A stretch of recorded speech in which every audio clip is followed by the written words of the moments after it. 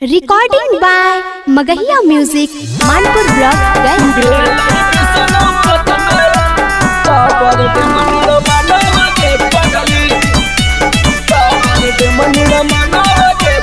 Music by PM Bihari. गोहया जिला के बढ़ल सनवा गे पगली, गया जिला के बढ़ल सनवा गे पगली, भेल विष्णु पद में रावर दे मंदिर मनवा गे पगली, भेल फलगु नदी में रावर दे मंदिर मनवा गे पगली। जानो है दुनिया पूरा जहानवा के पगली, जानो है दुनिया पूरा जहानवा के पगली, भेल विष्णु पद में रावर दे मंदिर मनवा के पगली, भेल फलगु नदी में रावर दे मंदिर मनवा के पगली।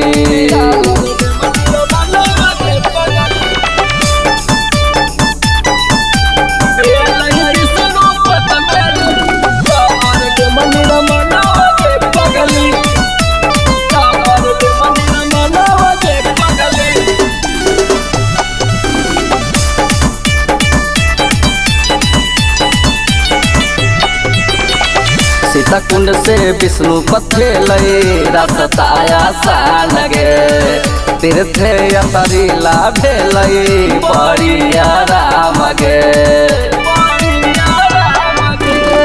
सीता कुंड से विष्णु पद भेलई रास्ताया सान गे, तीर्थ यात्रीला भेलई बड़िया राम गे। देखी लागे नजारा सुंदर भवन गे पगली, देखी लागे नजारा सुंदर भवन गे पगली, भेल विष्णु पद में रावर दे मंदिर मनवा गे पगली, भेल फलगु नदी में रावर दे मंदिर मनवा गे पगली।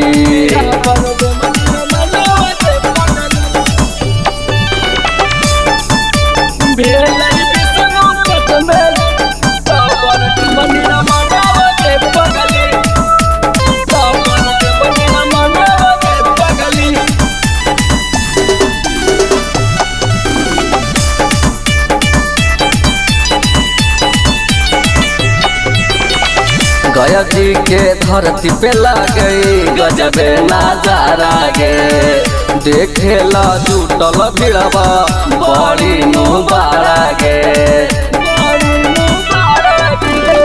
गया जी के धरती पे लगे गजबे नजारा गे, देखे ला जुटल भिड़वा बड़ी नुबारा गे। ये माँ बिहारी गावै गनवा गे पगली, देव सुबोध लिखा कई गनवा के पगली, भेल विष्णु पद में रावर दे मंदिर मनवा गे पगली, भेल फलगु नदी में रावर दे मंदिर मनवा गे पगली।